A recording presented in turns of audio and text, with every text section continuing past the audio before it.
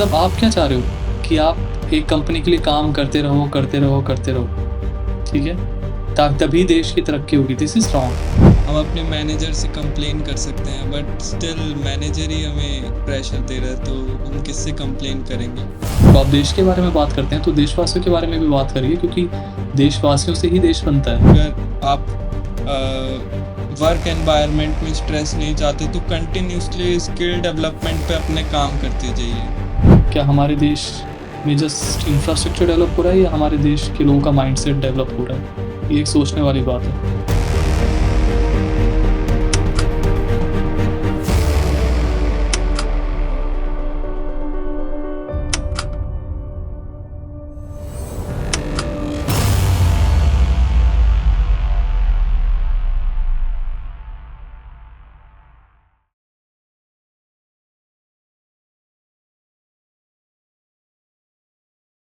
Hello everyone,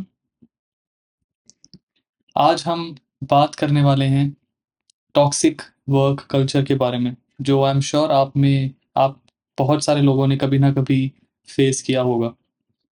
आज हम बात करने वाले हैं कि हम इसे कैसे अवॉइड कर सकते हैं एंड फर्स्ट ऑफ ऑल हमें पता कैसे चलेगा कि हम एक टॉक्सिक वर्क कल्चर में हैं।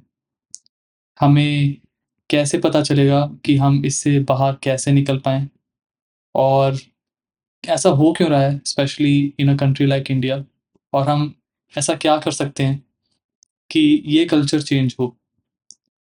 इन सब बारे में आज हम डिस्कस करने वाले हैं, तो वीडियो के अंत तक ज़रूर बने रहिएगा क्योंकि there are lot of points to discuss about it. And while researching even मैंने और अ, ऋषभ ने इस बारे में पढ़ा और हमें काफ़ी ऑड लगा कि ये सब सिचुएशंस और ये सब सिनेरियोज़ हमारी कंट्री में हो रहे हैं। तो प्लीज़ अगर आप ऐसे वीडियोज़ और देखना चाहते हैं तो लाइक, शेयर एंड सब्सक्राइब करिए क्योंकि हम ऐसे ही कॉमन इश्यूज़ के बारे में बात करते हैं। और इसी के साथ मैं स्वागत करता हूँ आपका हमारे इस चैनल में जिसका नाम है वी आर कॉमन। मैं अनुभव फिर से एक बार आपके साथ हूँ with my co-host Rishabh. Hello everyone. और हम शुरू करने वाले हैं अगेन विद दिस टॉपिक जिसका नाम है toxic work culture specially in India. तो ऋषभ, शुरू करते हैं एज़ यूजुअल आपसे।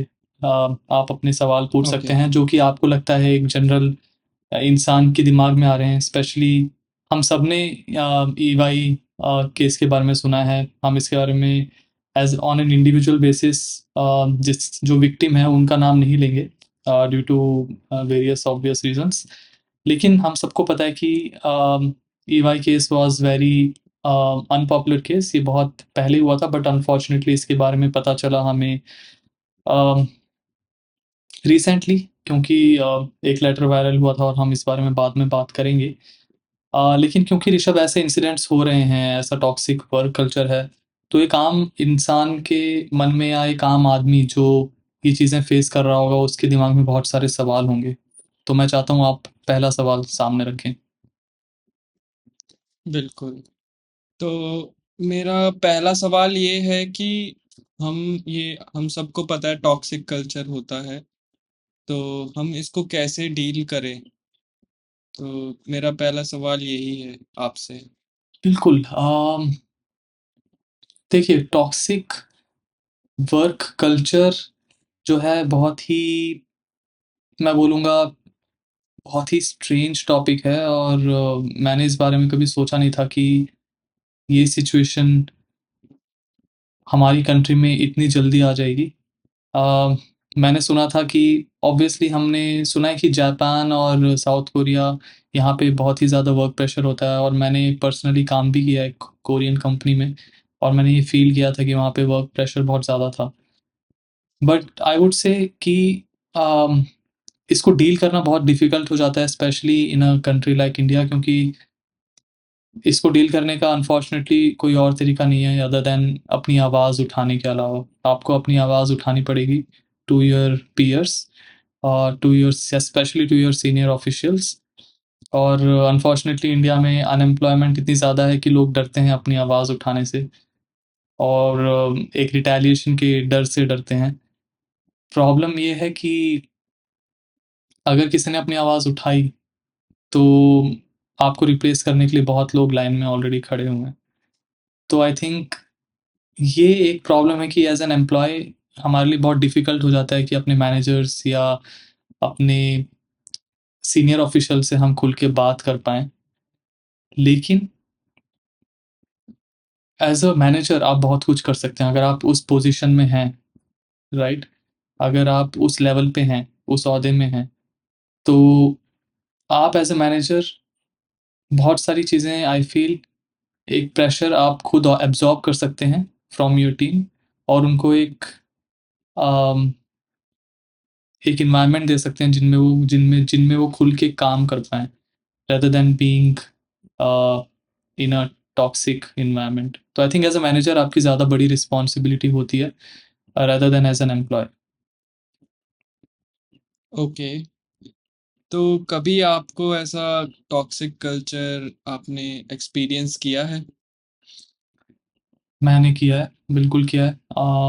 अगेन मैंने ओके, आपको बताया था कि मैं कोरियन कंपनी में काम कर चुका हूँ। मैं उस कंपनी का नाम नहीं लूँगा, ओके, लेकिन मैं वहाँ कॉन्ट्रैक्चुअल बेसिस पे था और हमारे साथ बहुत ही ज़्यादा क्योंकि हम परमानेंट एम्प्लॉइज़ नहीं थे उस टाइम पे हमारे साथ बहुत ही ज़्यादा आई वुड से कि भेदभाव टाइप होता था वहाँ पे।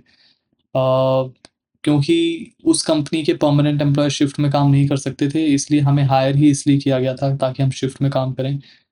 पहली बात ये कि हम शिफ्ट में काम कर रहे हैं और हम ऑलरेडी काफ़ी फ्रस्ट्रेटेड हैं शिफ्ट में काम करके और दूसरी बात ये कि हमें अननेसेसरी बर्डन किया जा रहा था। हमें ऐसे वर्ड्स बोले जा रहे थे जो मैं ऑन कैमरा नहीं बोल सकता। एंड मैंने ये पहली बार देखा था। I have got 10 years of IT experience now. लेकिन ये चीज़ मैंने पहली बार होते हुए देखी थी किसी कंपनी में। तो ओके, हमने लेकिन इसके लिए आवाज़ उठाई, हमें रेबेल बनना पड़ा, हमारे पास कोई ऑप्शन नहीं था। बट यू नो राइट जब तक चीज़ें ज़्यादा बड़ी नहीं होती तब तक कोई उसे सीरियसली लेता नहीं। हम लेवल स्किप करके सीनियर ऑफिशियल्स से हमने बात भी करी थी लेकिन उसका कुछ उतना फ़ायदा हुआ नहीं। अनफॉर्चुनेटली हमें वो कंपनी छोड़नी पड़ी। ऐसा नहीं कि हमें निकाला गया बट क्योंकि चीज़ें सुधर नहीं रही थी इसलिए हमें चीज़ें चेंज करनी पड़ी और हमें अपने रोल्स हमें अपनी कंपनी को चेंज करना पड़ा ड्यू टू दैट रीज़न। तो मैं यही कहना चाह रहा हूँ कि देखो मैं फिर से यही रिपीट करूँगा ऋषभ कि एज़ एन एम्प्लॉयी आपके पास ज़्यादा ऑप्शन रहते नहीं हैं। आप क्या करेंगे ज़्यादा से ज़्यादा? आप एचआर से बात करेंगे, आप अपने मैनेजर से बात करेंगे। आप ज़्यादा से ज़्यादा एक ईमेल मार सकते हैं टू अ हायर ऑफिशियल। लेकिन जब तक कोई आपको सीरियसली लेगा नहीं, जब तक वो आवाज़ को उठाया नहीं जाएगा और ऊपर तक, तब तक ये बात शायद किसी को पता ही ना चले और लोग इसे सीरियसली नहीं लेंगे। ओके। और मैं भी आपकी बात से एग्री करता हूँ। और एक्चुअल में हम क्या कर सकते हैं एज अ एम्प्लॉय? हम अपने मैनेजर से कंप्लेन कर सकते हैं, बट स्टिल मैनेजर ही हमें प्रेशर दे रहा है, तो हम किससे कंप्लेन करेंगे? राइट, और मैनेजर का काम ये होता है कि प्रेशर को एब्सॉर्ब करना। और अगर मैनेजर वही प्रेशर आप पे डाल रहा है, ऊपर का प्रेशर आप पे डाल रहा है, तो फिर आपके लिए भी दिक्कत हो सकती है और आपको आई गेस उस कंपनी में नहीं स्टे करना चाहिए। आपकी मेंटल हेल्थ इफ़ेक्ट होती है, आपका फैमिली टाइम इफ़ेक्ट होता है, उससे काफ़ी सारी चीज़ें हैं। बिल्कुल। तो आई थिंक ये मैंने पढ़ा था और ये बहुत ही अच्छी बात मैंने सुनी भी थी कि जब एक कंपनी आपको हायर करती है तो आपके टैलेंट के लिए हायर करती है। बिल्कुल, आपको एक प्रोफ़ेशनल एनवायरनमेंट मिलना चाहिए, जिसका आपको पूरा-पूरा हक है। कंपनी आपके काम के लिए आपको हायर करती है, कंपनी आपके पूरे वक़्त के लिए आपको हायर नहीं करती। देयर शुड बी अ, पहली बात तो मैं ये कन्फर्म करना चाहता हूँ कि इंडिया में ऑलरेडी वर्क आवर्स बहुत ज़्यादा हैं और उसके ऊपर भी कंपनीज़ चाहती है कि हम ओवरनाइट काम करें किसी-किसी कंपनीज़ में या हम वीकेंड्स में स्ट्रेच करें, लेकिन हमें हमारा काम होना चाहिए। This is not right.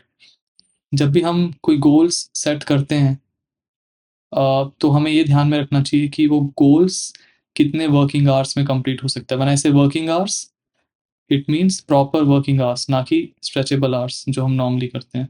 उस हिसाब से हमें डेडलाइन या उस हिसाब से हमें अपने गोल सेट करने चाहिए, क्योंकि बाकी कंट्रीज़ भी ऐसे ही कर रही हैं, तो इंडिया क्यों नहीं कर सकता? यस। और कई बार अनुभव ऐसा होता है कि कोई एम्प्लॉय नया-नया कॉर्पोरेट जॉब में गया है, हुँ। तो उसको डेडलाइन देनी नहीं आती। तो वो स्टार्टिंग में तो काफ़ी मोटिवेटेड होता है और एग्रेसिव डेडलाइन दे देता है। और फिर उस केस में उसके लिए थोड़ा प्रेशर ज़्यादा हो जाता है। तो आप थोड़ा इस पे एक्सप्लेन करना चाहेंगे कि कोई एम्प्लॉय डेडलाइन कैसे दे सकता है और उसको क्या चीज़ें अपने माइंड में रखनी चाहिए बेसिकली? देखिए, अगर आप मुझे इंडिविजुअल कंट्रीब्यूटर के बारे में पूछ रहे हैं, जो कि एक नॉर्मल एम्प्लॉयी होता है। So there are 2 type of employees जितना मैं जानता हूँ। एक होता है इंडिविजुअल कंट्रीब्यूटर, जिसे हम आईसीबी बोलते हैं, और एक होता है मैनेजर। तो मैनेजर का काम होता है अपनी टीम को लीड करना, उसके अंडर लोग रहते हैं। बट इंडिविजुअल कंट्रीब्यूटर जो पर्सन होता है, वो उसके अंडर कोई नहीं होता, उसको जो काम मिला होता है उसे इंडिविजुअली करना होता है। तो पहली बात तो मैं इस चीज़ से एग्री नहीं करूँगा कि एक इंडिविजुअल कंट्रीब्यूटर को अपनी डेडलाइन खुद तय करनी चाहिए, क्योंकि अगेन आपने जैसा कहा कि कभी-कभी वो फ्रेशर होता है और उसे आइडिया नहीं होता। हाँ, अगर आप एक्सपीरियंस्ड हैं तब बात कुछ और है।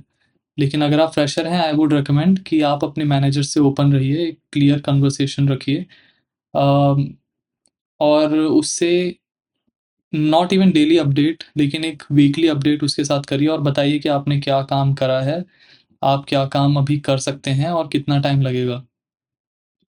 तो मतलब आपने क्या काम करा है, इस वीक में आपको क्या काम करना है और कितना टाइम लगेगा। आप मैनेजर पे ये अगर मैनेजर को ये बताएँगे कि क्या-क्या काम पेंडिंग है, आई थिंक मैनेजर को उतना एक्सपीरियंस रहेगा कि वो अगर वो एक अच्छा मैनेजर है, तो आपकी बात समझेगा और आपने अभी तक जितना काम किया है बेस्ड ऑन दैट, वो आपके फर्दर टारगेट्स सेट कर सकता है। तो I think as a fresher ये बहुत इम्पोर्टेंट है कि आप अपने मैनेजर से एक ओपन कन्वर्सेशन रखिए, ताकि वो आपकी हेल्प कर पाए टारगेट सेट करने में। क्योंकि मैनेजर का काम है क्या? From the word only we will come to know Rishabh कि मैनेजर का काम है मैनेज करना, लोगों यस। को, टारगेट्स को और एक्सपेक्टेशंस को। तो अगर मैनेजर उस चीज़ के लिए नहीं है, तो फिर मैनेजर किस लिए है? मैनेजर किसी को स्कोल्ड करने के लिए नहीं है, मैनेजर किसी पे प्रेशराइज़ करने के लिए नहीं है। मैनेजर का काम है, हुँ। मेरे को किसी ने बात बोली थी और मेरे को ये अभी भी इस दिमाग में है ऋषभ, कि मैनेजर का काम सबको एक ही टाइप के टास्क देना नहीं होता कभी भी, और सबसे बिल्कुल। एक तरह के एक्सपेक्टेशंस रखना भी नहीं होता। मैनेजर का काम ये होता है कि कौन-सा आदमी या कौन-सा पर्सन किस चीज़ में अच्छा है, उसका काम होता है उसे पहचानना, उस हिसाब से उस पर्सन को टास्क देना और उसका बेस्ट निकलवाना। क्योंकि टीम में बहुत ज़रूरी है कि सब लोग अलग-अलग चीज़ें करें। अगर सब एक ही चीज़ें करेंगे, तो टीम में वैरायटी नहीं होगी और टीम गोल अचीव नहीं कर पाएगी अच्छे से। ओके। बाकी ऋषभ, मैं आपसे पूछना चाहता हूँ कि आपके हिसाब से शुरू कैसे होता है? आई मीन आपको क्या लगता है कि टॉक्सिक वर्क कल्चर है क्या? क्योंकि हम में से बहुत लोगों को कभी-कभी पता नहीं होता कि दे आर बीइंग एक्सप्लॉइटेड। तो आपको क्या या लगता है कि टॉक्सिक वर्क कल्चर हमें कब पता चलता है कि हाँ, this is the toxic work culture? उसकी डेफिनिशन बेसिकली क्या है? तो इसके कुछ साइन होते हैं अनुभव। जैसे कि एम्प्लॉय को कुछ ज़्यादा ही काम मिले, उसके पोटेंशियल से ज़्यादा, तो काइंड ऑफ वो ओवरवर्क्ड जब होता है। और दूसरा ये होता है कि क्रोनिक स्ट्रेस, उसको उस काम से स्ट्रेस होने लगे, ठीक है? जब एम्प्लॉय को स्ट्रेस होने लगे उस काम से। और तीसरा होता है आपका जब उसका बॉस मतलब उसको एक्सप्लॉइट करने लगे उसका बॉस बेसिकली। तो some bosses are like hot headed. Hmm, उनसे अगर कुछ भी कहो तो वो मतलब उल्टा ही जवाब देते हैं, वो समझते नहीं है। तो उस केस में वर्क कल्चर काफ़ी ज़्यादा टॉक्सिक हो जाता है। और मैंने इनफैक्ट ये भी सुना है कुछ बॉसेस एब्यूसिव लैंग्वेज भी यूज़ करते हैं कई-कई जगहों पे। मैंने कुछ कंपनीज़ के बारे में सुना है। मेरे दोस्त ने इंटरव्यू दिया था तो उसके एक्सपीरियंस से मैं आपको बता रहा हूँ कि हुँ, मेरे दोस्त ने मेरे को बताया था कुछ कंपनीज़ हैं ऐसी, वहाँ पे ऐसा होता है। तो अ, ऐसी जगहों पे मतलब नहीं कोई एम्प्लॉय सस्टेन कर पाता, चाहे जितनी भी अच्छी जगह क्यों ना हो, मतलब जितना भी पैसा क्यों ना मिल रहा हो, अगर वर्क कल्चर टॉक्सिक है तो कोई भी एम्प्लॉय उस कल्चर को सस्टेन नहीं कर पाता। और कंपनी का मेन गोल यही होना चाहिए कि एम्प्लॉय को खुश रखना। वैसे एक और बात है यहाँ पे, कंपनीज ये बोलती है कि we are family. Most company ये बोलती है कि वी आर फैमिली, बट ऐसा कभी होता नहीं है। जब कंपनी को ज़रूरत होती है तब तो वो सारा काम निकलवा लेती है एम्प्लॉय से। या और जब हमको ज़रूरत होती है तो फिर कंपनी का कोई बंदा साथ में नहीं आता। तो हुँ, ये टू वे होना चाहिए मेरे हिसाब से। बिल्कुल। और एज़ अ फ्रेशर हम क्या करते हैं ना ऋषभ नॉर्मली कि हम कंपनी से प्यार करने लग जाते हैं जिस कंपनी में हम होते हैं, और यस। कंपनी से एक लगाव हो जाता है जो कि नेचुरल है। बट हमें ये याद रखना होगा कि this is a professional world. Company ने आपको ये देख के हायर नहीं करा था कि आप कितने ज़्यादा कंपैशनेट हैं, राइट? कंपनी ने आपको आपके टैलेंट की वजह से हायर करा था। और जब कंपनी हुँ। अपना फ़ायदा देख के आपको हायर कर रही है, तो आई थिंक आपको प्रोफ़ेशनली, और जो कि सही भी है, कंपनी प्रोफ़ेशनली सोच रही है, बट एज़ एन एम्प्लॉयी आपको भी प्रोफ़ेशनली सोचना चाहिए। अपना अपने काम से प्यार करिए, बट कंपनी से प्यार मत करिए। That is what I will say. आप अपने यस। काम को तराशिए, लेकिन आप किसी को कोई हक नहीं है कि आपको दबा के रखे और हुँ। आपको एक टॉक्सिक एनवायरनमेंट झेलना पड़े। ऐसा किसी कंपनी को हक नहीं है। दो ऐसा हो रहा है, बट स्टिल अ, अगर आप उस कंपनी में ही रहना ये चाहते हैं, सारी देन आप दबते जाएँगे। या या अनुभव, तो ये सारी चीज़ें मैनेजर्स पे भी डिपेंडेंट होती हैं कि मैनेजर्स आपके किस टाइप के हैं, उनका बिल्कुल। क्या पर्सनैलिटी टाइप है। तो मेरे हिसाब से एक अच्छा इंटेंट वाला इंसान अगर आपका मैनेजर है, तो आपको कोई वर्क प्रेशर नहीं होता। हुँ, और वो चीज़ें हैंडल कर लेता है, वो चीज़ें समझता है आपकी तरफ से, आपके बिहाफ पे वो बोलता है, अगर एक अच्छा मैनेजर है। हुँ। बट कहते हैं अच्छा मैनेजर ढूँढना बहुत मुश्किल है। ये तो अगेन है ना, और हमारी किस्मत है ऋषभ, हम ढूँढ नहीं हाँ, पाएँगे, बट अगेन आप कैसी टीम में जा रहे हो? Specially in but MNCs. इस केस में हाँ, मैं ये कहना चाहूँगा कि इस केस में मैं तो लकी हूँ कि मेरे को एक अच्छा मैनेजर मिला है, हुँ, जो कि समझता है मेरे को।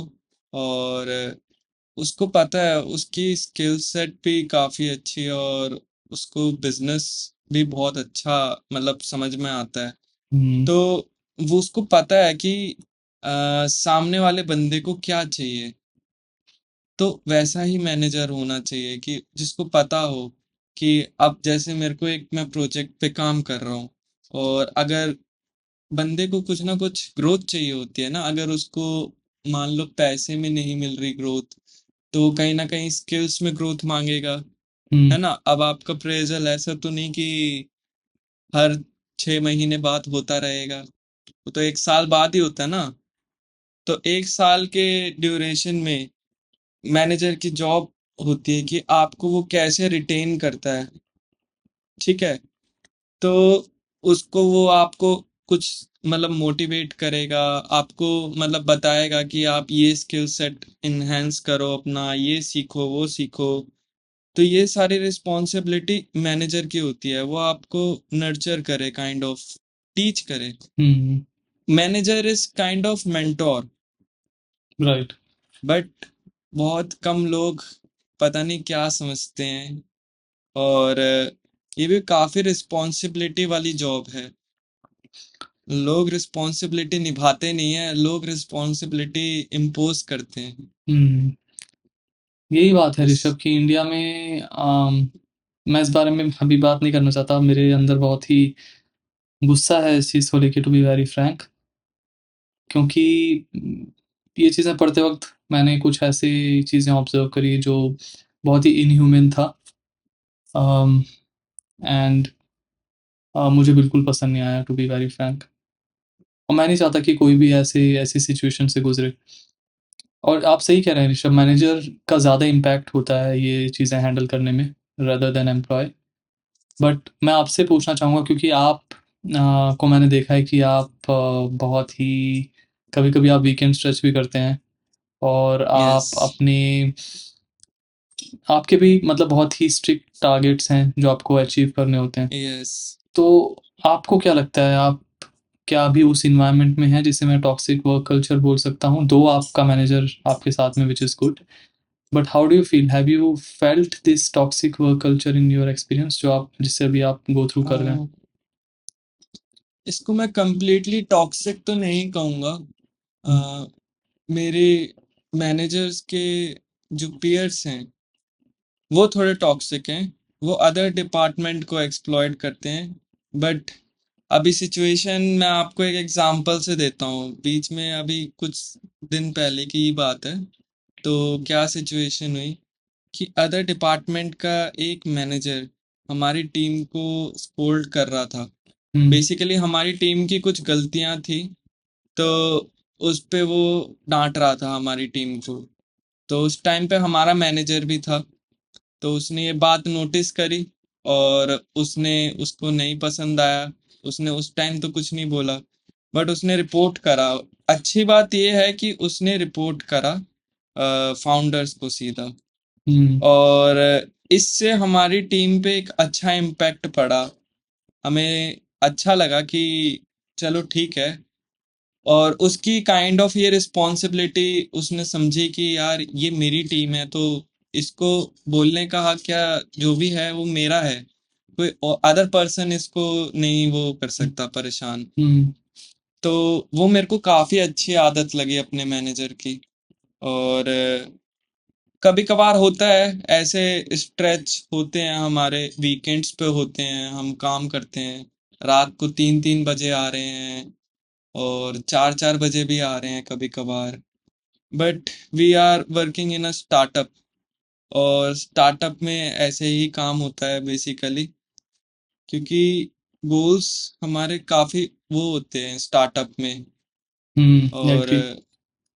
या और रिस्पॉन्सिबिलिटी भी ज्यादा होती है। और टॉक्सिक मैं इसे इसलिए नहीं कह रहा क्योंकि मेरा मैनेजर अच्छा है। ऑल्दो आपके पास प्रेशर है, बट आपसे काम अगर अच्छे से करवा रहे हैं, वो आपको मोटिवेट भी कर रहे हैं। ठीक है, अगर आपको उतना मतलब दो चीजें होती है। एक तो आप काम कर रहे हो और आपको एप्रिसिएशन नहीं मिल रहा। ठीक है, कोई आपको पहचान नहीं रहा, तो वो एक काइंड ऑफ टॉक्सिक हो जाता है। और एक आप काम कर रहे हो और आपको एप्रिसिएशन मिल रहा है उसका। हुँ, ठीक है, हमारे यहाँ थोड़ा टाइम की फ्लेक्सिबिलिटी है। तो ऐसा रहता है कि जैसे वीकेंड पे अगर स्ट्रेच भी मार रहे हैं हम, तो कभी हमें छुट्टी लेने का मन किया, हम वीक में भी छुट्टी ले लेते हैं, तो कहीं ना कहीं वो कंपनसेट हो जाता है। बिल्कुल। तो सम टाइम ऐसा लगता है कि हाँ टॉक्सिक है, बट मेरा मैनेजर काफी अच्छा है, वो चीजें हैंडल कर लेता है। मैं बस इतना कहना चाहूंगा। और ये बहुत बड़ी बात है ऋषभ, क्योंकि कहते हैं बारिश कितनी भी हो रही हो तो अगर हमारे साथ अम्ब्रेला है, तो यस। हम उतना नहीं भीगते। लेकिन कहते हैं ना कि मैनेजर उस प्रोटेक्शन की तरह है जो टीम को सँभाले रखता है। और इट्स गुड टू नो कि आपकी टीम एक ऐसे मैनेजर के अंडर है, राइट? हम्म। और ऐसा नहीं है अनुभव, he is not my first manager. इससे हुँ, पहले और भी मैनेजर्स थे। तो मैंने हर टाइप का मैनेजर देखा है, मैंने टॉक्सिक मैनेजर भी देखा है बाय द वे। हुँ। और तो मैं उनके हिसाब से ही कंपेयर करके बता रहा हूँ, ही इज गुड। या चलो अच्छी बात है। मेरा एक और आपसे सवाल है ऋषभ यहाँ पे। ओके। कि अगर हम स्ट्रेस में आते हैं एज़ एन एम्प्लॉयी, हर कोई स्ट्रेस में होता हुँ, है। इनफैक्ट अगर आप एक टॉक्सिक वर्क कल्चर में नहीं भी हैं, तो भी आप स्ट्रेस में होते हैं, hmm, because the lifestyle is like that, और yes. Work culture is like that आजकल। सबको काम चाहिए, टाइम पे चाहिए, और द जिस पेस में चाहिए वो अब काफ़ी बढ़ चुका है। अगर हम 10-15 इयर्स पीछे जाएँ, तो काम का नेचर काफ़ी अलग था, बट आजकल काफ़ी हुँ, अलग हो गया है। टूल्स ऐसे आ गए हैं जो चीज़ों को ईज़ी कर देते हैं, मशीन्स फ़ास्ट हो गई हैं, इंटरनेट है, अवेलेबिलिटी है हर जगह, हर किसी के पास, हर रिसोर्स की, थ्रू क्लाउड एज़ वेल। तो मैं बस ये पूछना चाहता हूँ कि हर कोई स्ट्रेस्ड है आजकल अपने काम को लेके। आपको क्या लगता है, क्योंकि आपका भी एक्सपीरियंस है इन आईटी वर्ल्ड, आपको क्या लगता है कि हम स्ट्रेस को कैसे मैनेज कर सकते हैं? ताकि जो इंसिडेंट्स हम आजकल देख रहे हैं लोगों के साथ, उनसे वो कोप अप कर पाएँ? ठीक है, मैं आपको 2 चीज़ें बताऊँगा। एक तो प्रिवेंशन, हुँ, हुँ, ठीक है? और एक उसका क्योर बताऊँगा, ठीक है? तो सबसे पहले स्ट्रेस को हम कैसे प्रिवेंट कर सकते हैं इन अ वर्क कल्चर? बिल्कुल। तो सबसे पहली बात तो ये है कि आप ट्रांसपेरेंसी रखें, ठीक है? कई बार ऐसा होता है कुछ एम्प्लॉइज़ होते हैं, वो थोड़ा-सा काम करते हैं बट उनका दिखता है कि हाँ, वो काम कर रहे हैं, है ना? हुँ, तो वो एक काइंड ऑफ ट्रांसपेरेंसी बना के रखते हैं। और कुछ एम्प्लॉइज़ ऐसे होते हैं जो दिन-रात लगे रहते हैं, बट वो बताते नहीं कि हाँ, मतलब उनका दिखता नहीं है। हुँ, तो देखो आजकल की दुनिया में तो यही है कि जो दिखता है वो बिकता है। हुँ, आप भी एग्री करते होगे। तो आपको ट्रांसपेरेंसी बना के रखनी पड़ेगी और आपको जो डेडलाइन देना सीखना पड़ेगा। सबसे इम्पोर्टेंट थिंग ये है कि डेडलाइन देना। अगर आपका आपका आपको जैसे कोई टास्क मिला है, ठीक है?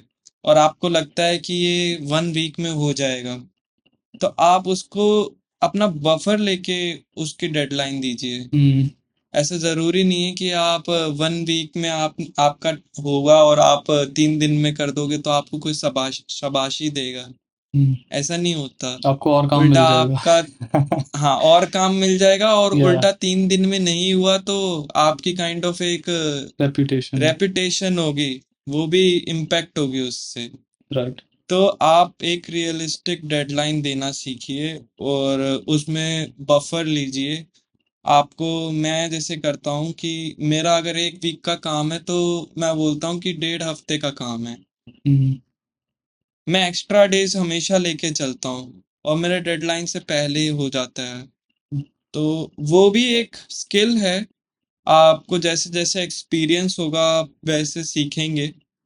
और ये तो प्रिवेंशन की बातें हो गई कि अगर आप ऐसी चीज़ें फ़ॉलो करोगे, ये टेक्निक्स फ़ॉलो करोगे तो आपको स्ट्रेस नहीं होगा उतना।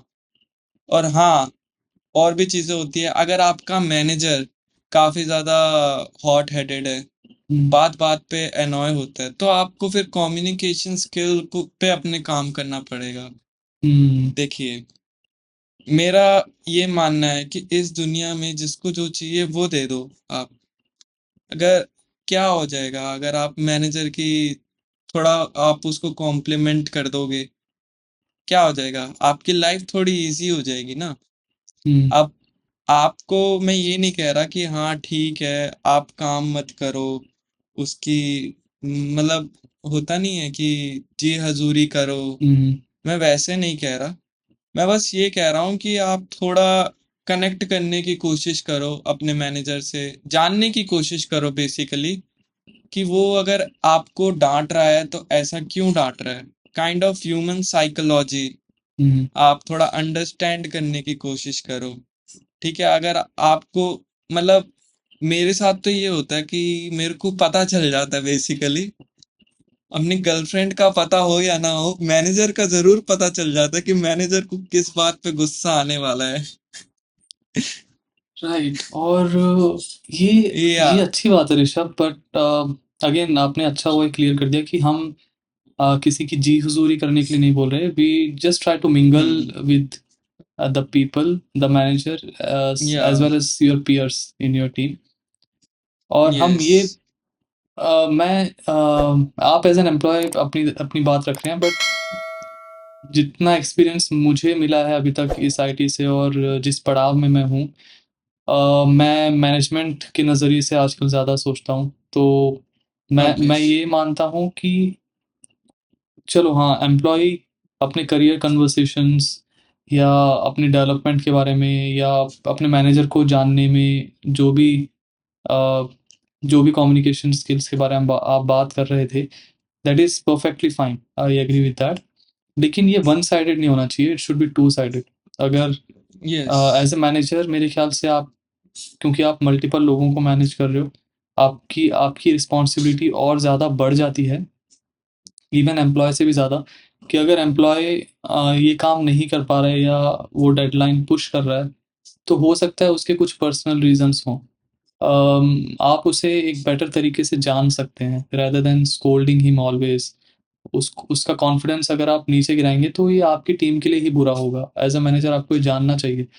आप उसकी प्रोडक्टिविटी गिराएंगे। देखो, बिल्कुल। देखो अगर आपने किसी को हायर करा था तो आपको उसकी एबिलिटी पे विश्वास था, इसलिए आपने हायर करा था।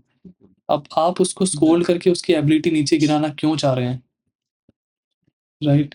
आप उसको पुश करिए, आप उसके बारे में जानने की कोशिश करिए, आप उससे एज़ अ फ्रेंड बात करिए कि क्या कोई प्रॉब्लम चल रही है तुम्हारी पर्सनल लाइफ में जिसके बारे में मुझे पता होना चाहिए, क्योंकि it's affecting the work. And आप पहले ऐसे नहीं थे, बट अभी मुझे लग रहा है कि कुछ ऐसी प्रॉब्लम्स हैं जो आप टाइम पे काम पूरा नहीं कर पा रहे हैं। If you need any help from my side, let you know, I will always be there for you. Hmm. अगर आप ऐसे बोलेंगे ना किसी एम्प्लॉय को, तो एम्प्लॉय आपके साथ ट्रांसपेरेंट होगा, और एम्प्लॉय यस। अपने लिए नहीं तो आपके लिए कोशिश करेगा पूरी कि आपको वो लेट डाउन ना करे इन योर सीनियर ऑफिशियल्स, और वो काम करके दिखाएगा आपको। जैसे कि अगर आपको अपने मैनेजर बहुत पसंद है, राइट? क्योंकि उस उनकी कुछ क्वालिटीज़ आपने ऑब्जर्व करी होगी जिसके थ्रू वो हुँ। आपको पसंद हैं इस टाइम पे। सिमिलरली मैं यही बताना चाह रहा हूँ कि उसी तरीके से मैनेजर्स को अपने एम्प्लॉय को समझना होगा, ताकि एम्प्लॉय भी मैनेजर्स को समझ के मैनेजर्स का काम भी आसान हो जाएगा इस तरह से, और एम्प्लॉयज़ का काम भी आसान हो जाएगा, और पूरी टीम का काम भी आसान हो जाएगा, और आप अपने गोल्स पे एक बेटर तरीके से पहुँच पाएँगे। ये विन-विन सिचुएशन है। बट इंडिया में इस चीज़ को समझते नहीं है, प्रॉब्लम ये है। इंडिया में बॉसिंग कल्चर ज़्यादा है, और एक जो बोलते हैं ना रियल मैनेजेरियल बिहेवियर, वो बहुत कम है। हुँ। बाकी मैं अपनी बात कंटिन्यू करता हूँ। बिल्कुल। तो एक पॉइंट तो हो गया प्रिवेंशन, और नेक्स्ट मैं क्योर बता रहा था। तो इसका एक क्योर है बस कि अगर आप वर्क एनवायरनमेंट में स्ट्रेस नहीं चाहते तो कंटिन्यूअसली स्किल डेवलपमेंट पे अपने काम करते जाइए। हुँ, अगर आपके पास आपकी अगर जॉब लगी है तो डे वन से आप मतलब अपनी स्किल्स पे और काम करते जाइए, ताकि अगर आपकी जॉब भी जाती है कल को तो आपको ये दिक्कत ना आए कि यार मेरे को अब इंटरव्यूज की तैयारी करनी है, मेरे को उसमें टाइम लगेगा। आप जैसी जॉब आपकी जाए तो आप उसी दिन इंटरव्यू दें तो आपकी जॉब लग जाए। तो काइंड ऑफ अगर आपके पास वैसे स्किल्स है, आप कंटिन्यूअसली आप अपने आप को ग्रो कर रहे हो, तो उससे आपको स्ट्रेस नहीं होगा, आपको एक कॉन्फिडेंस रहेगा अपने आप पे। बिल्कुल। आई कंप्लीटली एग्री या। With this point. अपनी स्किल डेवलपमेंट पे काम करते रहना चाहिए, और ये बहुत ही अच्छी बात बोली ऋषभ ने कि आप उस सिचुएशन में आओ ही ना हो। अगर सपोज़ आपको किसी के अंडर दबने की ज़रूरत नहीं है, अगर कल को कुछ ऐसा होता भी है, तो you can always have confidence in yourself कि आपको कहीं न कहीं जॉब मिल जाएगी, and you will be in a better position. In fact ऐसी सिचुएशन यस। अगर आती है तो उसे एज़ अ पॉज़िटिविटी के साथ लीजिए कि चलो ये दरवाज़ा आपके लिए बंद हो रहा है, लेकिन आपके लिए अब नए दरवाज़े खुलने को तैयार हैं, और ये आप तभी कर पाएँगे जब आप अपनी स्किल्स पे काम करेंगे, आप अपनी स्किल्स को इम्प्रूव करेंगे। तो ये बहुत ही अच्छा पॉइंट बोला ऋषभ ने। ओके। बाकी नेक्स्ट क्वेश्चन मेरा आपसे है अनुभव जी, कि आपने जैसे एमएनसीज में काम किया है और मेरा अब तक का एक्सपीरियंस स्टार्टअप्स का रहा है। तो आप एमएनसीज के वर्क कल्चर के बारे में क्या बताना चाहेंगे? और कैसा रहता है एमएनसीज़ का वर्क कल्चर? देखिए आई वुड से कि थोड़ा कम प्रेशराइज़्ड रहता है एमएनसीज़ का वर्क कल्चर। बट क्योंकि चीज़ें उनका हायरार्की लेवल बहुत ज़्यादा रहता है if you'll compare it with startups, तो चीज़ें आप इतनी ईज़िली अप्रोच नहीं कर सकते, या आप कभी उस पर्सन से मिले भी नहीं होंगे जो आपके मैनेजर का मैनेजर है, और हो सकता है वो दूसरी कंट्री से काम कर रहा हो। तो आप ना बहुत सारे लोगों को रिमोटली ही जान पाते हो, आप वो रिलेशनशिप बिल्ड नहीं कर पाते, जो इन अ स्टार्टअप आप कर पाते हो। लेकिन हाँ, आपका जो इमीडिएट मैनेजर होता है, अगर वो सेम प्लेस में है या अगर वो आपसे मिल चुका है, देन आप उसे तो अप्रोच कर पाते हो। लेकिन again you get my point right, कि आप लोगों को उतना ईज़िली अप्रोच नहीं कर पाओगे एमएनसीज़ में। और अगर आप किसी एमएनसी में दबाए जा रहे हो, जैसे कि मैं ईवाई के केस पे आता हूँ। It's one of the most reputed, in fact पूरी दुनिया में 4 कंपनीज़ हैं, जो अपनी अकाउंटिंग एंड कंसल्टिंग सर्विसेज़ के लिए फ़ेमस है। पूरी दुनिया की मैं यहाँ पे बात कर रहा हूँ, इंडिया की नहीं। उन 4 कंपनीज़ में एक कंपनी का नाम ईवाई है। और मैं यहाँ पे किसी को डिफेम नहीं कर रहा हूँ, बट जो सच है वो सच है, जो इंसिडेंट हमारे साथ हुआ है वो हुआ है। हमने जो देखा है वो देखा है, कि the work culture in EY as of now is pathetic. और यहाँ पे क्या हुआ, जिस विक्टिम के साथ, जिस लेडी के साथ ये प्रॉब्लम हुई थी, she was just 26 years old. उस लेडी ने अप्रोच करने की पूरी कोशिश करी थी अपने हायर मैनेजमेंट को, लेकिन अगेन किसी ने सीरियस नहीं लिया उसको, और वो ये बर्डन सहती गई। एंड एज़ अ फ्रेशर आप पे ज़्यादा प्रेशर रहता है, कि आपके पास कभी-कभी in a middle class as a fresher कोई और ऑप्शन नहीं होता rather than doing a job. And the lady that we are talking about here is a CA, ठीक है? तो जब सीए के साथ ऐसा हो सकता है इस कंट्री में, जहाँ पे ड्यू टू एंग्ज़ायटी इश्यूज़, हम उस बारे में बात करेंगे, but she is no more with us as of now, और ये बहुत दुःख की बात है। और इंडिया में आपको पता है इन्वेस्टिगेशंस होती रहेंगी, बट रिज़ल्ट आने में बहुत टाइम कोई लगेगा, और एक्शन कभी-कभी नहीं होता। कभी रिज़ल्ट भी आता नहीं है। And the yes. Respond that they give later on is unacceptable. जो हमारे इंडिया के सीईओ हैं, और सॉरी जो चेयरपर्सन हैं इंडिया के, उन्होंने जो रिस्पॉन्ड दिया था at that moment of time was not acceptable at all. तो वही मैं बोल रहा हूँ कि मैनेजमेंट को चेंज होने की ज़रूरत है। But coming back to your question Rishabh, sorry मैं अगेन बार-बार इस टॉपिक में चला जाता हूँ, क्योंकि ये टॉपिक जो है बहुत सेंसिटिव है, और मुझे पढ़ के बिल्कुल अच्छा नहीं लगा था इस बारे में। बट आपने एमएनसीज़ की बात करी, तो मैं ईवाई को इसलिए बीच में लेके आया, क्योंकि EY is a well known MNC. बहुत, जैसे आईटी में अमेज़न, गूगल ये हैं, वैसे ही कंसल्टिंग सर्विसेज़ में ईवाई लोगों का सपना होता है यहाँ पे काम करने का, स्पेशली सीएस का। तो मुझे लगता है कि अ, ये चेंज होने की ज़रूरत है। आप एमएनसी में अप्रोच नहीं कर पाते। लेकिन मेरी मेरी कंपनी में स्पेशली एक चीज़ है जिससे फ़र्क पड़ता है, और वो है एनोनिमस फीडबैक। एक फीडबैक मैकेनिज़्म है जो साल में 1 बार आता है, जिसमें आप अपनी कंपनी के बारे में खुल के बता सकते हैं। इट्स काइंड ऑफ अ सर्वे। अ, उसके रिज़ल्ट्स मैनेजर को दिखते हैं, बट ये नहीं पता चलेगा कि किसने क्या कमेंट करा है या क्या ऑप्शन सेलेक्ट करा है। It's a feedback. तो आप वहाँ पे अगर मैनेजमेंट से खुश नहीं हैं, आप खुल के बोल सकते हैं, और वो मैनेजमेंट सीरियसली लेता है, क्योंकि इन एन एमएनसी इसकी विजिबिलिटी सीईओज तक होती है, और when I come to CEO of MNC, वो बहुत बड़ी बात होती है, क्योंकि वहाँ का सीईओ हेडक्वार्टर में बैठा होगा। जैसे कि आप एप्पल का लगा लीजिए, उसका सीईओ यूएस में है, और वैसे ही मेरी कंपनी का सीईओ भी यूएस में है, और बहुत ही वेल नोन सीईओ है, पूरी दुनिया के लोग उनको जानते हैं। He has come into Hollywood movies as well. वो उतने फेमस हैं। तो बात ये है कि जब विजिबिलिटी वहाँ तक है, तो लोग आपको सीरियसली लेंगे, उस फीडबैक को सीरियसली लेंगे। क्योंकि आपके मैनेजर के ऊपर भी एक मैनेजर होगा, जिससे उसको लगेगा कि हाँ, he has to look into this. उसको सीरियसली लेगा। तो एक फीडबैक मैकेनिज़्म एक एमएनसी में होना चाहिए, that's what I feel. A, so I think या वर्क कल्चर थोड़ा कम प्रेशराइज़्ड रहता है। अप्रोच आप कम लोगों से कर पाते हैं। एंड क्योंकि हायरार्की लेवल इतना ज़्यादा होता है, तो कभी-कभी आपको पॉलिटिक्स भी देखने को मिल सकती है, बट आई वुड से कि आप इससे जितना दूर रहें उतना बेटर है। आप अपने स्किल्स पे भरोसा रखिए, जैसे कि आपने बोला। And yes. आई थिंक आपको तो आपको अपना काम या पूरा अच्छे से जानने का मौका नहीं मिलता, तो स्पेशली इन एन एमएनसी। अगर आप स्टार्टअप में हैं तो आपको ए टू ज़ी सब पता रहेगा। But in an MNC okay. आप एक स्पेसिफिक टास्क कर रहे होंगे और दूसरी टीम को आपने कभी देखा भी नहीं होगा, जो आपकी आपके ही टास्क से रिलेट करती हो। तो आई थिंक बिल्कुल। This is something that MNCs are known for. उसके कुछ प्रोज़ हैं बट कॉन्स भी हैं। ठीक है।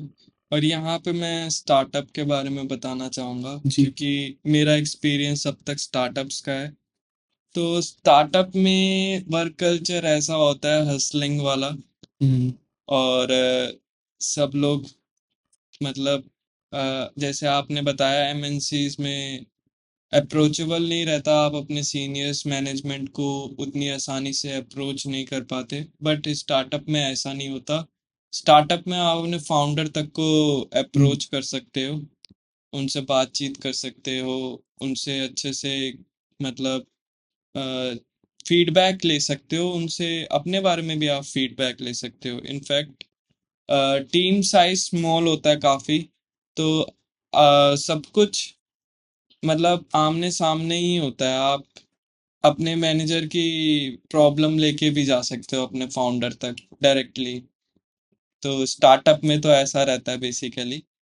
और एक डिफरेंस यहाँ पे ये आता है स्टार्टअप एंड एमएनसीज में कि जैसे लोग पूछते हैं कि एमएनसीज में क्या फ़ायदा होता है काम करने का और स्टार्टअप में क्या फ़ायदा होता है। तो स्टार्टअप में ये रहता है कि अगर आप कोई अर्ली स्टेज स्टार्टअप ज्वाइन करते हो तो आपको ईसॉप्स मिलते हैं, हुँ, राइट। राइट। और कंपनी अभी लिस्टेड नहीं होती कहीं भी, ठीक है। और उन ईसॉप्स की कुछ वैल्यूज होती है, लेट्स से 10 लाख रुपीस के आपको ईसॉप्स मिल गए हैं कंपनी के, ठीक है। और अभी कंपनी की वैल्यूएशन $1 बिलियन है। हुँ, तो अब कंपनी फंडिंग उठाएगी, सीरीज ए, सीरीज बी। तो ऐसे फंडिंग उठाते उठाते कंपनी की भी वैल्यूएशन बढ़ेगी। राइट। जब कंपनी जब स्टार्टअप ग्रो हो जाएगा और कंपनी यूनिकॉर्न बन जाएगी, ठीक है, तो आपकी जो ईसॉप्स की वैल्यू होगी हुँ, हुँ, वो $1 मिलियन तक पहुंच जाएगी। और जब भी कोई एग्जिट इवेंट होगा तब आप अपने ईसॉप वेस्ट कर सकते हैं और आपको वो पैसे मिल जाएंगे। $1 मिलियन आप वो पैसे लेके एग्जिट कर सकते हैं। हुँ। तो ये एक बेनिफिट होता है क्योंकि अर्ली स्टेज स्टार्टअप ज्वाइन करने का बेसिकली। जी, आई वुड और जस्ट इंटरप्ट ऑन दिस या ऋषभ, कि ये बेनिफिट भी हो सकता है और नुकसान भी, क्योंकि इट्स अ स्टार्टअप। और अगर आप या इन्वेस्ट करते हैं, अगर आप इन्वेस्टमेंट की दुनिया में हैं, तो it's a small cap basically. वो लिस्टेड नहीं है। यस। लिस्टेड मतलब स्मॉल कैप से भी मैं उसको थोड़ा कम में रखूँगा, क्योंकि वो लिस्टेड नहीं है। बिल्कुल। तो एक तरह से हाँ, आपके रिवॉर्ड ज़्यादा हैं, but you have to treat this as a high risk high return ratio. या वहाँ पे आपको पूरा अपना टाइम देना पड़ता है, पूरी हुँ, ओनरशिप लेनी पड़ती है। हुँ, तब जाके अगर स्टार्टअप कभी चलता है तब जाके आपको उतने रिटर्न्स मिलते हैं। राइट। बट सारे स्टार्टअप तो नहीं चल पाते, कुछ हुँ, ही स्टार्टअप्स चल पाते हैं। और आपको पता चल जाता है कि आप जहाँ पे काम कर रहे हो आपको एक डायरेक्शन तो दिख ही जाती है कि किस डायरेक्शन में चीज़ें जा रही हैं। हुँ, तो करेक्ट। वो भी एक इंट्यूशन होनी चाहिए।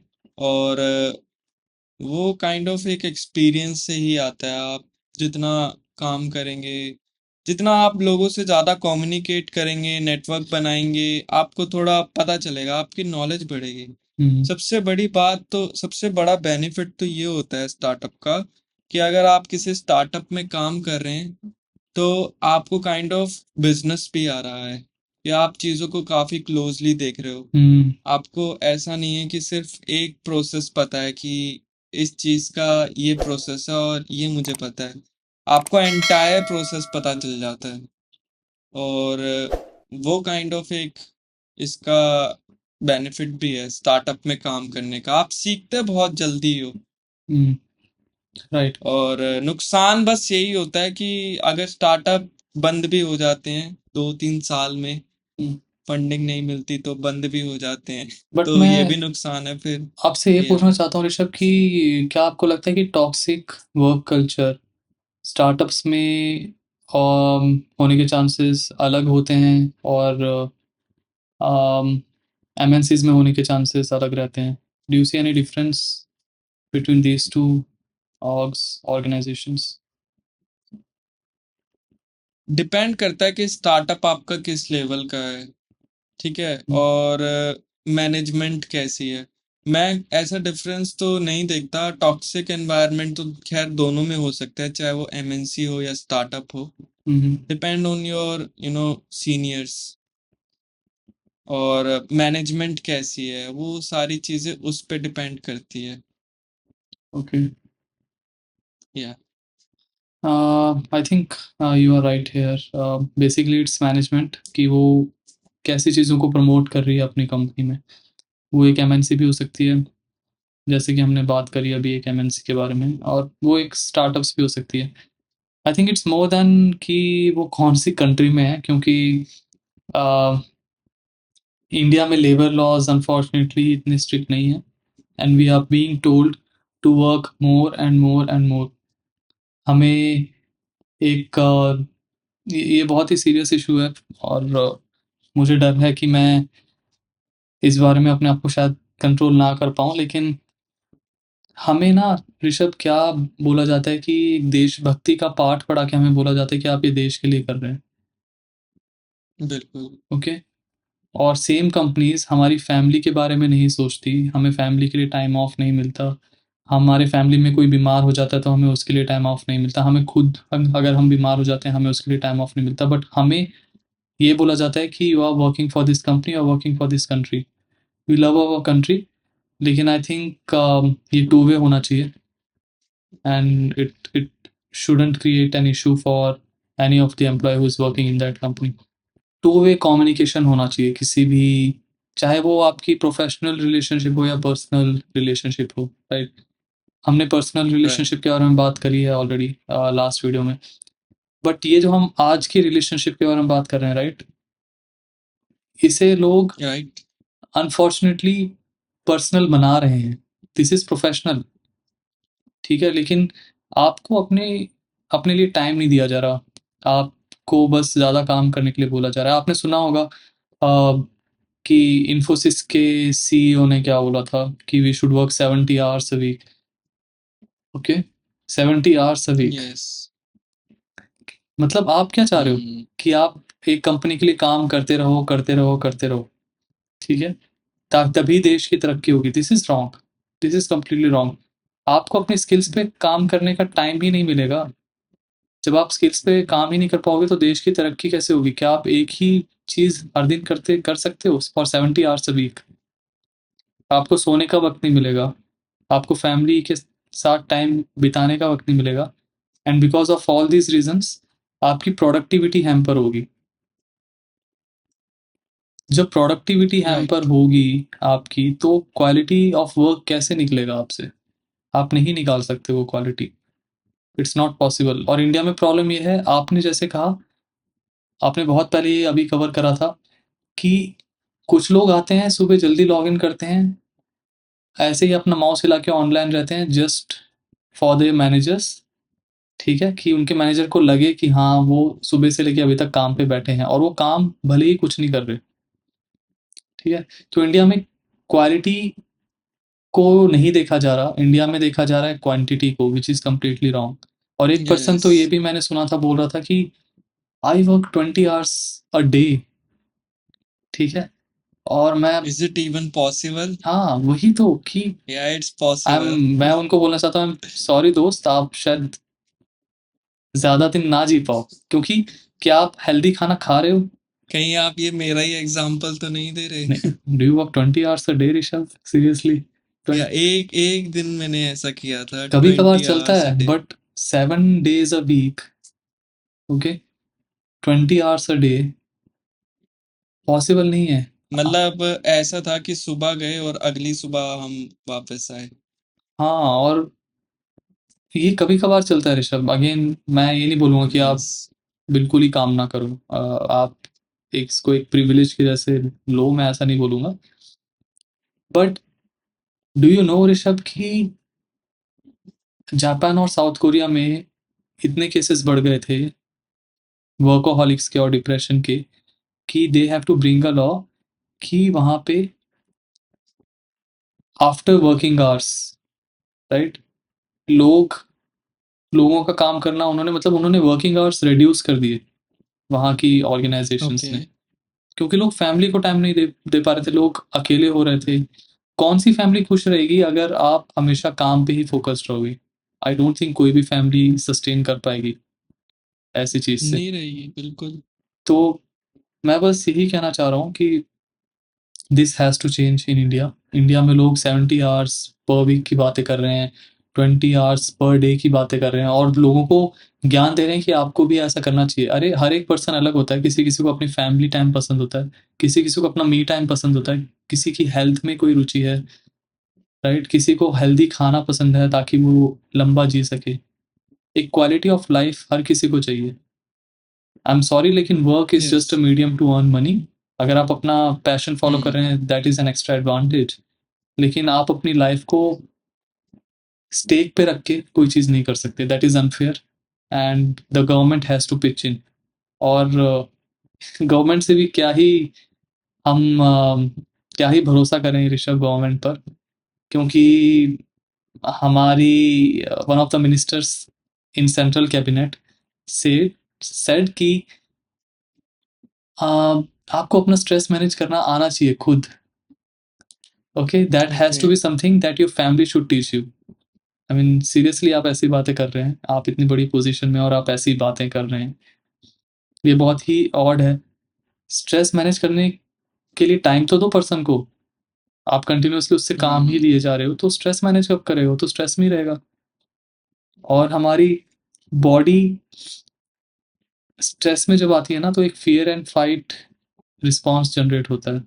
फियर और फ्लाइट, या तो आप डर के वहीं रह जाओगे या फिर आप भाग जाओगे उस जगह से। हम्म। तो क्योंकि हमारी बॉडी प्रिपेयर करती है अपने आप को भागने के लिए, तो बॉडी क्या करती है उस टाइम पे कि अपना जो ब्लड है उसका फ्लो तेज कर देती है, ताकि इंपॉर्टेंट ऑर्गन्स में ब्लड पहुंचे और आप फटाफट रिएक्ट करके भाग पाओ।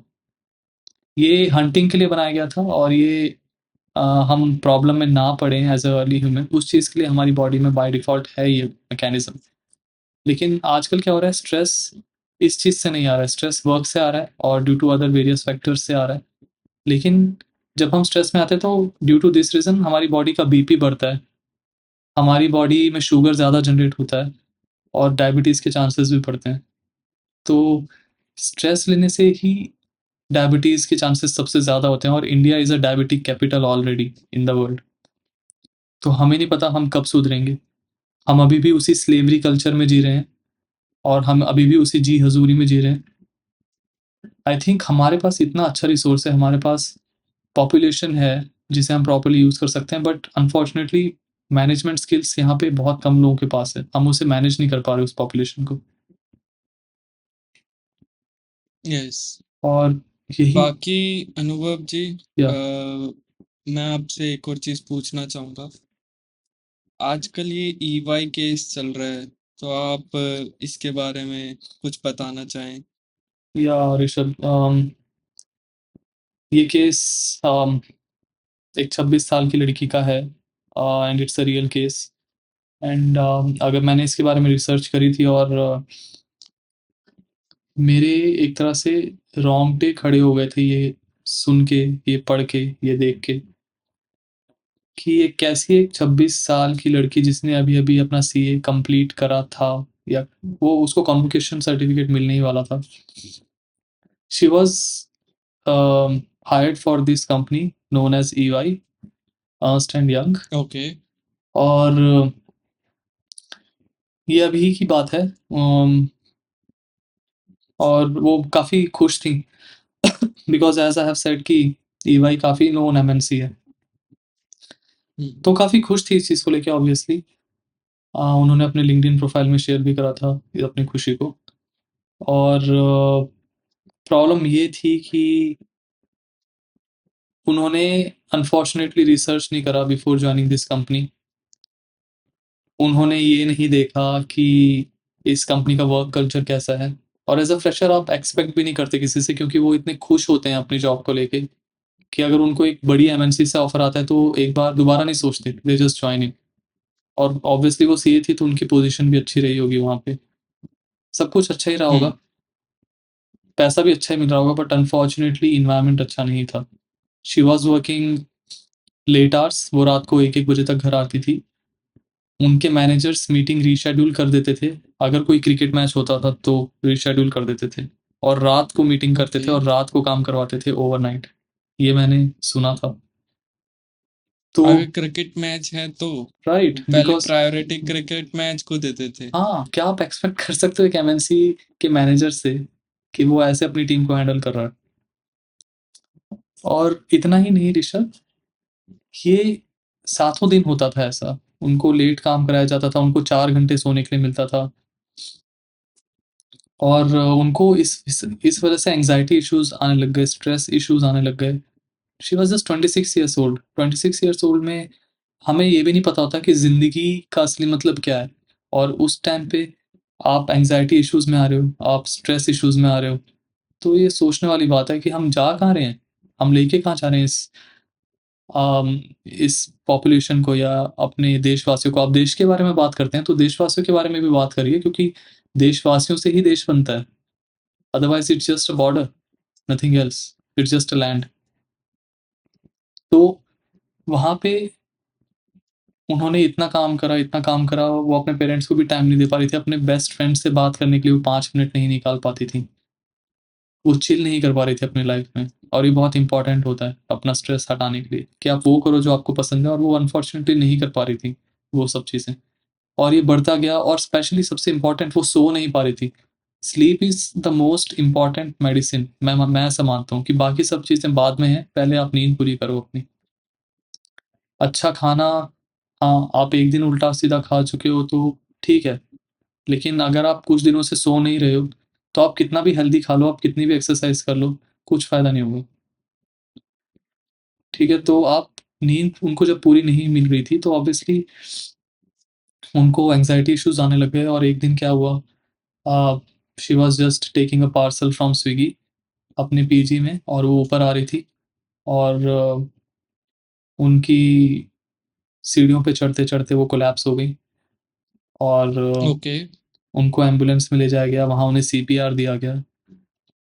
It did not help much, उनको हॉस्पिटल पहुँचने से पहले ही कार्डियक अरेस्ट आ गया, एंड शी डाइड। ओह!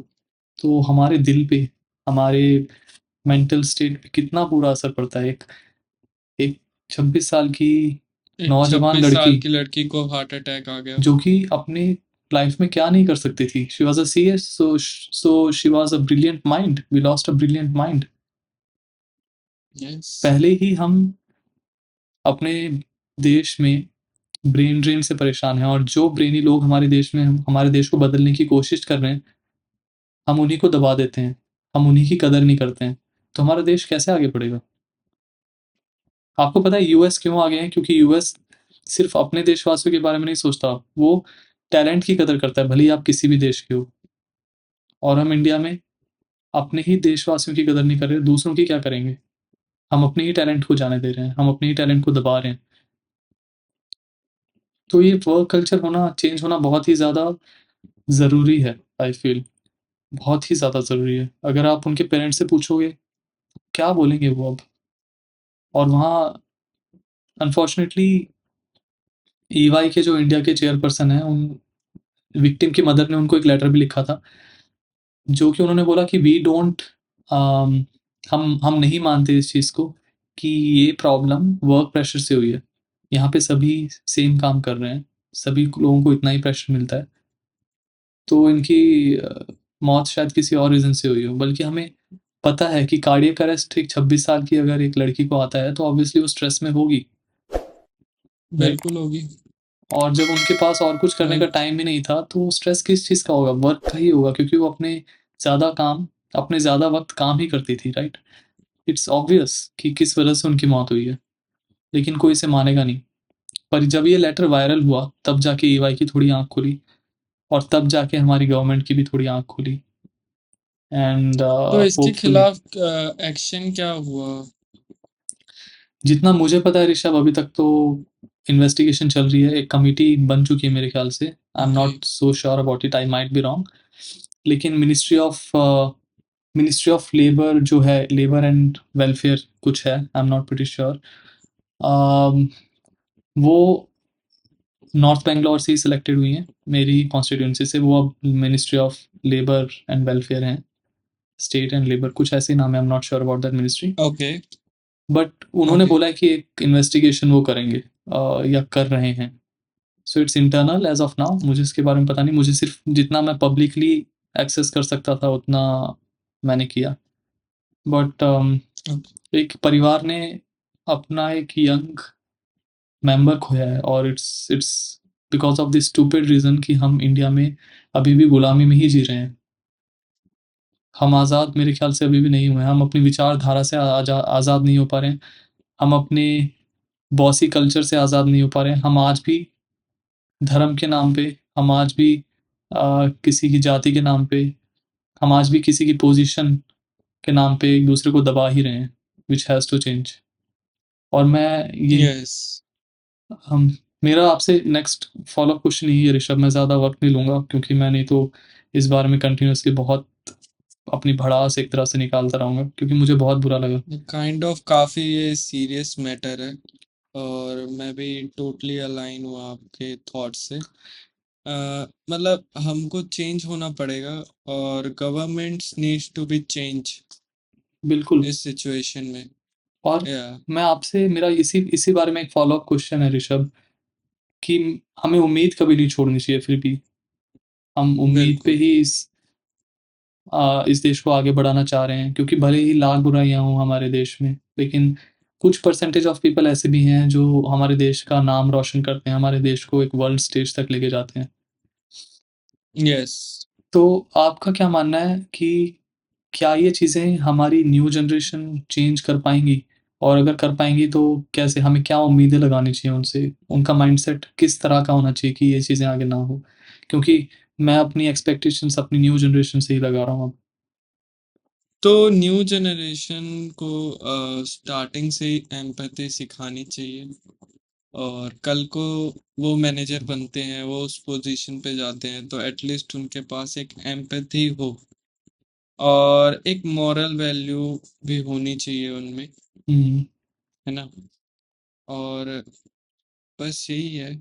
ये 2 स्किल्स तो मस्ट होनी चाहिए, और अगर ये 2 स्किल्स हैं, तो डेफ़िनेटली वो आगे जो टॉक्सिक वर्क कल्चर होगा उसको रोक सकते हैं। बिल्कुल। और आई थिंक ये एजुकेशन सिस्टम को भी हमारे चेंज होना चाहिए, ताकि हम अपनी न्यू जनरेशन यस, को वो वैल्यूज़ दे पाएँ। इट्स रियली इम्पोर्टेंट कि हम यस। वो चीज़ें कर पाएँ। हम अपनी सिस्टम को थोड़ा बदल पाएँ, ताकि ये सारी चीज़ें ना हो, क्योंकि हम सबको मिल के काम करना होगा, ताकि देश आगे बढ़े। और ऐसे इंसिडेंट्स की वजह से हमारे देश का ही नाम खराब होता है। और ये कोई छोटी सिटी की बात नहीं है, दिस हैपेंड इन पुणे, जो एक इमर्जिंग सिटी है, अपने आईटी सेक्टर में एक इमर्जिंग सिटी है अभी। तो जब ऐसी सिटीज़ में ऐसी कंपनीज़ में इंसिडेंट्स होते हैं, तो हम सबको बुरा लगता है कि हमारा देश क्या वाक़ई में डेवलप हो रहा है? क्या हमारे देश में जस्ट इंफ्रास्ट्रक्चर डेवलप हो रहा है, या हमारे देश के लोगों का माइंडसेट डेवलप हो रहा है? ये एक सोचने वाली बात है। बिल्कुल। तो मेरे ख्याल से डेवलपमेंट तो भई सभी की होनी चाहिए, not just in one sector, उसे मैं रियल डेवलपमेंट नहीं बोलूँगा। यस। तो ये बहुत ही इम्पोर्टेंट बात है। और अगर ये वीडियो कोई मैनेजर देख रहा है, तो वो बिल्कुल। अपने ऊपर रिफ्लेक्ट करे डेफिनेटली, और वो अपनी टीम का एक बार फीडबैक ले। वो एक सेशन कर सकता है टीम से, 101, और उसमें जैसे उससे पूछे कि उसकी टीम की क्या प्रॉब्लम है और उसके लिए क्या फीडबैक है। हुँ, ऐसे वो एक अच्छा मैनेजर बन सकता है। बिल्कुल। वैसे ऋषभ, मेरा आपसे एक आखिरी सवाल इस बारे में, क्योंकि हमारा डिस्कशन चलता रहेगा, there is a long topic to discuss. मेरे यस। पास और भी पॉइंट्स थे, बट अनफॉर्चुनेटली शायद हम कभी और किसी वीडियो में उन सबको कवर करेंगे। मेरे पास पॉइंट्स थे फाइनेंशियल इंडिपेंडेंस के बारे में, आपने स्किल्स के बारे में बात करी। One of such skill is to gain that financial independence. Yes. आप पैसे के लिए काम कर रहे हैं, अगर आप इस एनवायरनमेंट में काम कर रहे हैं ज़बरदस्ती, तो ऑब्वियसली मैं ये मानूँगा कि आप पैसे के लिए काम कर रहे हैं। क्योंकि पैशन अगर आपका होता, तो शायद आप उस कंपनी को चेंज करके दूसरी सेम स्किल में दूसरी कंपनी में जा सकते थे। बट अगर आप मजबूर हैं उस कंपनी में काम करने के लिए, तो आई एम प्रीटी श्योर कि money is the only thing. तो फाइनेंशियल यस। इंडिपेंडेंस होना बहुत ज़रूरी है, वो नॉलेज होना बहुत ज़रूरी है। हम डेफ़िनेटली एक टॉपिक इसके बारे में लेके आएँगे। बट अभी के लिए मैं सिर्फ़ आपसे यही पूछूँगा ऋषभ, कि आप कैसे लॉस देखना चाहते हैं? क्योंकि मैं आपको एक स्टैटिस्टिक्स देता हूँ जस्ट एक समझाने के लिए, कि मेरे पास, मैंने नोट डाउन करा था इस बारे में जब मैंने रिसर्च करी थी, कि इंडिया में ऑन एन एवरेज हम 46.7 आवर्स अ वीक काम कर रहे हैं, ठीक है? ओके। हमें शायद ज़्यादा सुनने में ना लगे, बट अकॉर्डिंग टू आईएलओ, जो एक बेस सेट है, वो 8 आवर्स पर पर डे है, मतलब अराउंड 40 आवर्स पर वीक, अगर हम 5 आवर्स अ वीक काम कर रहे हैं। तो हम ठीक है, already 40 hours. 46.7 hours 8 hour per week, 8 hour per per day, day कह रहे हो ना आप? राइट। तो हम या। ऑलरेडी उस एवरेज से ज़्यादा तो हैं। अगर आप यूएस में ओके। देखेंगे तो 38 आवर्स हैं। इनफैक्ट चाइना जो इतना डेवलप्ड है हमसे, अगर आप डेवलपमेंट के बारे में बात हम्म। करते हैं, चाइना भी 46.1% पे हमसे कम है, फिर भी हमसे ज़्यादा डेवलप्ड है, राइट? ओके। और उनके पास तो हमसे पॉपुलेशन भी कम है। जापान, जो कि पहले वो बहुत वर्कहॉलिक था, अब उनका एवरेज है 36.6 आवर्स पर वीक, और साउथ कोरिया ओके। का 38.6 आवर्स। तो हमारा सभी में ज़्यादा है। मैंने आपको हम्म। एशियन कंट्रीज़ दिखाई हैं, आपको यूएसए भी बताया, जो कि काफ़ी डेवलप्ड है। इस टाइम पे यूएसए एंड चाइना काफ़ी डेवलप्ड हैं, बट उनके भी वर्किंग आवर्स हमसे कम हैं। वो अपनी फैमिली को टाइम देते हैं। और अगर मैं किसी यस। यूरोपियन कंट्रीज़ के बारे में भी बात करूँ, तो they have very strict laws, कि वो अपने आफ्टर आवर्स में मैनेजर्स का कॉल भी नहीं उठाएँगे, तो कोई उनको फ़ोर्स नहीं कर सकता, या कोई उनको रिटेलिएट नहीं कर सकता, या कोई उनसे नेक्स्ट डे पूछ नहीं सकता, why you did not pick up my call. उनका आफ्टर आवर्स हुआ, आफ्टर बिज़नेस आवर्स, खत्म बात। नाउ उनका पर्सनल टाइम शुरू हो गया, नो वन कैन डिस्टर्ब। ये European countries and even in Australia it is a rule. तो आपको क्या लगता है, अकॉर्डिंग टू गवर्नमेंट मी, को क्या रूल्स लाने या चाहिए? गवर्नमेंट को इसके अगेंस्ट कुछ पॉलिसीज बनानी चाहिए, और वर्किंग आवर को फिक्स्ड करना चाहिए कि इससे ज़्यादा कोई भी कंपनी इतने वर्किंग आवर नहीं कर सकती। हुँ, एंड मेरे हिसाब से 40 hours per week is enough, और काफ़ी होता है। 2 दिन का आप रेस्ट ले सकते हैं, वीकेंड्स पे चिल मार सकते हैं, तो काइंड ऑफ आप अपने माइंड को फिर से रिफ्रेश कर सकते हैं।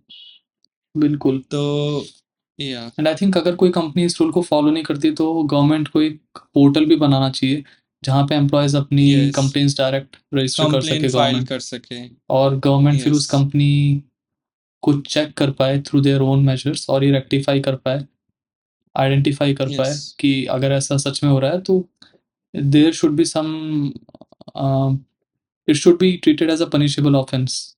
और yes. India should not be seen as a market जहाँ पे स्लेव्स रह रहे हों। Again I repeat, India is an emerging market, but that doesn't mean कि हम इंडिया की पॉपुलेशन को परेशान करें।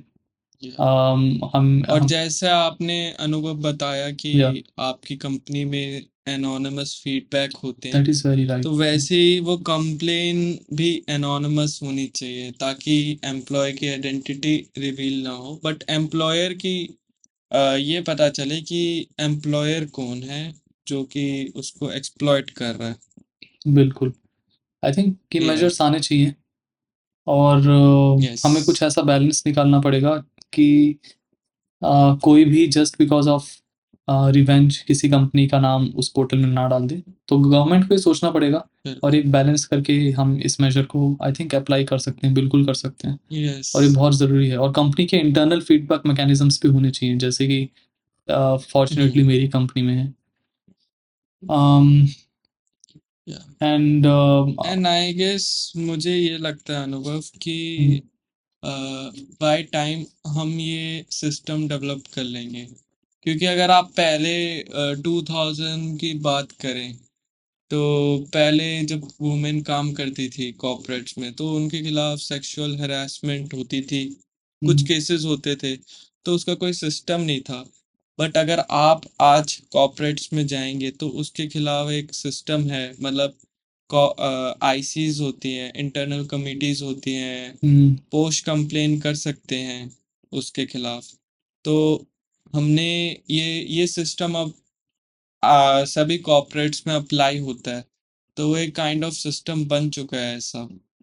तो मुझे ये लगता है कि जैसे जैसे टाइम बीतेगा, हम ये वर्किंग आवर वाला सिस्टम भी बना लेंगे बिल्कुल और ये मैंडेटरी हो जाएगा। और बहुत ज़रूरी भी है क्योंकि यस हम अपने लोगों को ऐसी लाइफ में नहीं धकेल सकते जहाँ पे सिर्फ़ काम ही काम हो रहा है। People will get depressed, yes people will बिल्कुल नो हमारी फैमिली के लिए टाइम नहीं होगा तो देश आगे कैसे बढ़ेगा जब आपके पास रिसोर्सेज़ ही नहीं रहेंगे। आप हमें ये कोशिश करनी चाहिए कि हम डेवलप होते हुए भी वर्ल्ड की सबसे हैप्पीएस्ट कंट्री कैसे बनें। हमारे हमें उस हिसाब से अपने कदम आगे बढ़ाने चाहिए, आई फ़ील। एंड ओके मैं यही होप करता हूँ और आई एम प्रीटी श्योर कि ऋषभ भी ऐसा ही होप कर रहा है कि एक ना एक दिन ये कभी ना कभी होगा, हम अपनी इन गलतियों से सीखेंगे। आई होप कि जो इंसिडेंट उस लड़की के साथ हुआ, वो अब कभी भी किसी भी परिवार को देखने को ना मिले। तो हमें इसे बहुत ही यस स्ट्रिक्टली हैंडल करना होगा, बहुत ही स्ट्रिक्टली हैंडल करने की ज़रूरत है इस चीज़ को अब। अम, एंड एज़ वी सेड बहुत सारी बातें करने को थी, बट आई थिंक हमें अब रैप अप करना चाहिए ऋषभ। एंड वी बिल्कुल should maybe bring this topic an end और हम इसके बारे में या इससे रिलेटेड फैक्टर्स के बारे में हम अपने कुछ और टॉपिक्स कवर करेंगे। तो आप प्लीज़ हमारे चैनल के साथ जुड़े रहिए। लाइक, शेयर एंड सब्सक्राइब ज़रूर करिएगा ताकि आपको ऐसा ही कंटेंट मिलता रहे। और अगर आप डिप्रेशन हमने इस वीडियो में डिप्रेशन के बारे में काफ़ी बात करी है ऋषभ। तो अगर आप उस वीडियो में यस इंटरेस्टेड हैं, हम उसके बारे में पहले ही अपना एक वीडियो बना चुके हैं। आप उसे अगर मैं उसका लिंक आई बटन में दे दूँगा, आप उसे क्लिक करके वो वीडियो देख सकते हैं एंड जानने की कोशिश कर सकते हैं कि डिप्रेशन होता क्यों है और हम इससे डील कैसे कर सकते हैं। हम कोई एक्सपर्टीज़ नहीं रखते किसी भी चीज़ को सॉल्व करने के लिए, बट हम एक डिस्कशन ज़रूर करते हैं जो एक आम आदमी फेस करता है और हम दोनों को भी बहुत कुछ सीखने को मिलता है इस चीज़ में। तो हमारा मोटिव यही है कि we just bring out topics जो इम्पोर्टेंट हैं आजकल के समाज में और हम कैसे उस समाज को और बेटर कर सकते हैं, हमारा यही मोटिव है।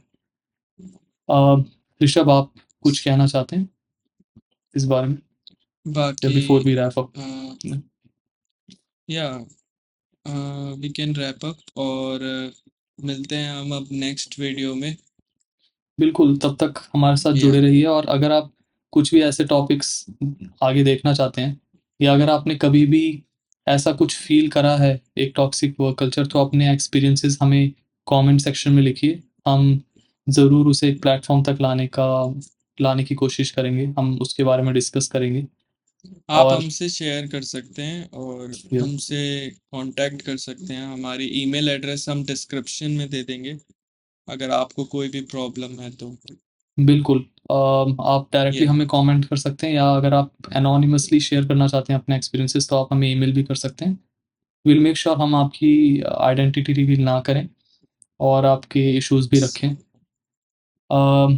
विद दैट आजकल का टॉपिक मतलब आज का टॉपिक बहुत ही ज़्यादा हैवी हार्टेड था और हम दोनों के दिल के काफ़ी करीब था और हम नहीं चाहते कि ये फिर से यस, रिपीट हो। Um, with that, I think we should just wrap up now, Rishabh और यस, हम मिलेंगे आपको अपने नेक्स्ट वीडियो में and keep smiling and be proud of yourselves. Keep patting yourself behind your back because we are common. Common, Be proud of yourself, या, guys. Don't let anyone harm you.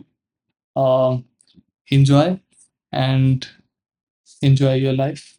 Take care of your family as well. Thank you. Bye.